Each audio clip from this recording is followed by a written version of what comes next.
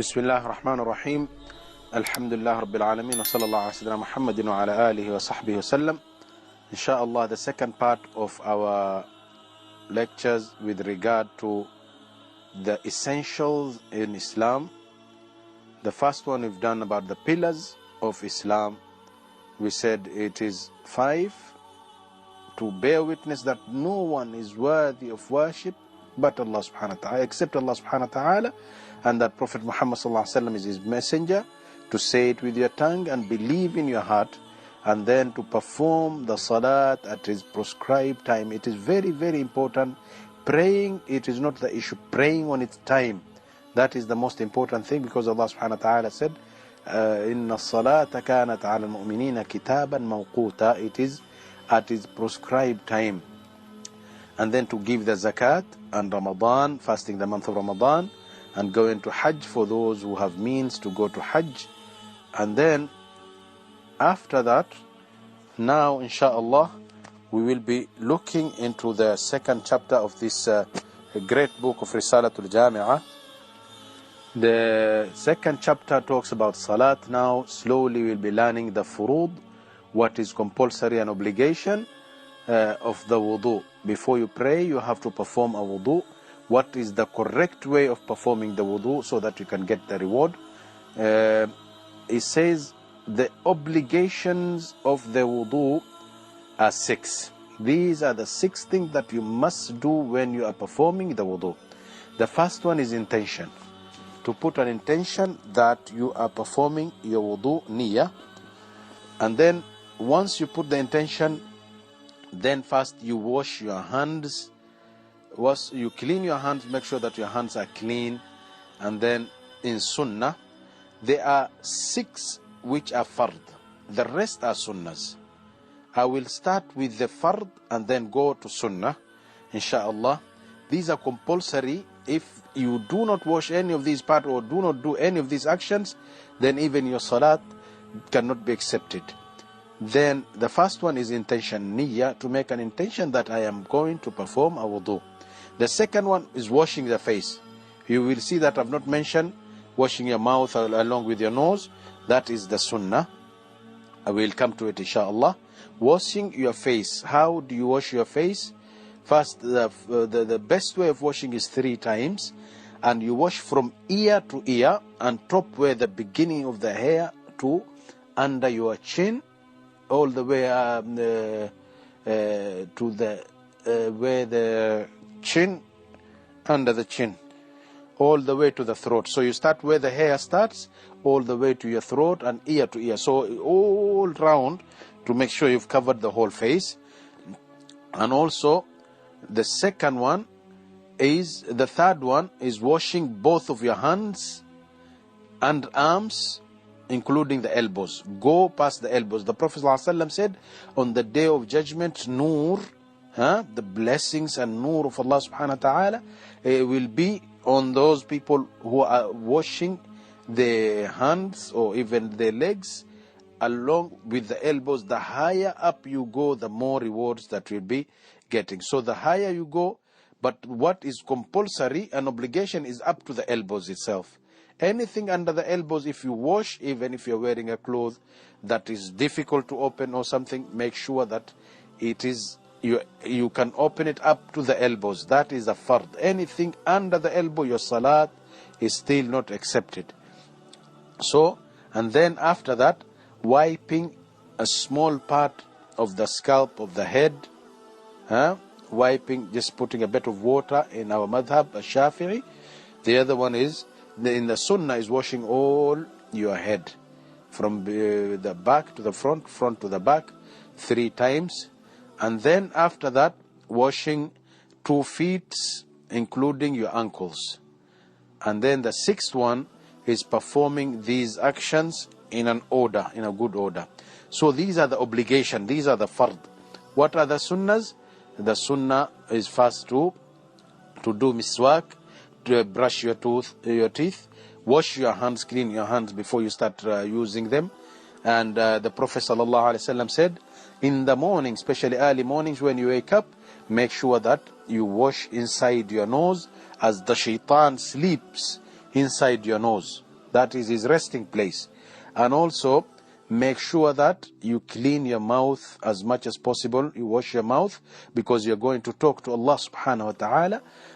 You must make sure that the Prophet sallallahu alaihi wasallam said, those people who eat onions, uncooked onions, and the garlic, make sure they clean their mouths first before they stand in salat, as they are talking to Allah subhanahu wa ta'ala.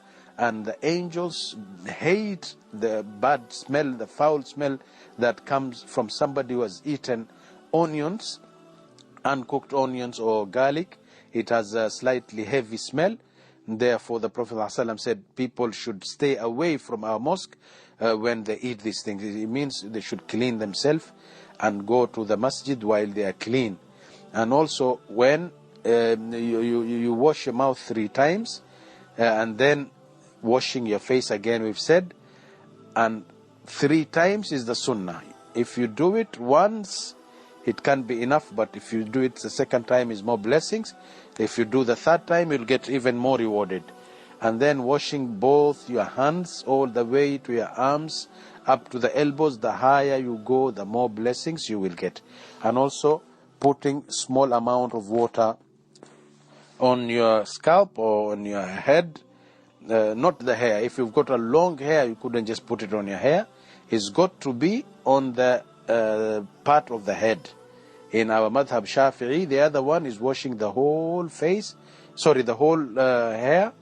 And then the last one is washing your ears inwards and outwards, putting your finger. This is sunnah. Washing the ears is sunnah, but you will be rewarded in washing them. And then washing your legs up to the ankles. The higher you go, the more rewards you will get. And then the 6th one is performing these a'mals in step-by-step order. You couldn't start with your hands and then go to your legs and then your head and then your ears, step by step. And then we have to understand that there are 2 kinds of impurities that will make one of them known as minor impurity. The next one is known as major impurity. A minor impurity is when you go to the toilet to urinate, or if you go for something bigger than that in the toilet, or that way, if you have a minor impurity, an example, you've urinated, then all you have to do is perform a wudu. A major impurity is when you have a janaba. When you have a janaba, or if you had a sexual intercourse with your wife, or whether you have a wet dream and you have seen the mani, then you will have to wash yourself throughout before you can pray. And washing yourself, the sunnah way, the best way, is that you wash first. You wash your hands, and then you perform a wudu, and then you put water in the middle of your head all the way, and then you wash on your right hand side, and then left hand side, and then you can perform your wudu. And then that way is done. And making sure when you are performing the ghusl of janaba, then it is very important that you wash all side, every part of your body touches water. It is very important, otherwise your ghusl is not complete and you cannot perform salat. Now, once you have performed wudu, it is sunnah that you go and pray 2 rak'ah of wudu. The Prophet ﷺ said to Bilal, Sayyidina Bilal, once, I heard your footsteps in Jannah. I heard your footsteps. You are walking in paradise. What do you do that is so good that has given you or has made you reach this status? Sayyidina Bilal, he said that at all times I remain in the status of wudu.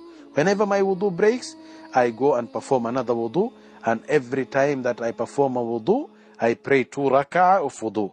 So once you performed your wudu, you pray 2 rak'ah, you read this dua of wudu. There is a dua of wudu. The Prophet ﷺ said, whoever recite that dua of wudu, they will be given an option to go in Jannah in the 8 doors of Jannah with a choice whichever door that they want to choose to go in Jannah with. The dua itself, it can be found in the books of Adhkar al-Sabah al-Masa', but I'll quickly read it. أشهد أن لا إله إلا الله وحده لا شريك له وأشهد أن محمدا عبده ورسوله اللهم اجعلني من التوابين واجعلني من المتطهرين واجعلني من عبادك الصالحين. You can say that. You're bearing witness that there's no one worthy of worship but Allah subhanahu wa ta'ala, and Prophet Muhammad sallallahu alayhi wasallam is the messenger of Allah, and also you're asking Allah subhanahu wa ta'ala to make you among those people who have been forgiven and who are pure now, who are ready to perform their salat. So once you finish that, then you have wudu. There are things that do break your wudu. Inshallah, we will be looking into those next time in our next lecture, inshallah ta'ala. We will be looking, once you have wudu, there are things that will break your wudu. What kind of things are there? Inshallah, we'll learn those. Wa sallallahu ala sayyidina Muhammadin wa ala alihi sahbihi wa sallam.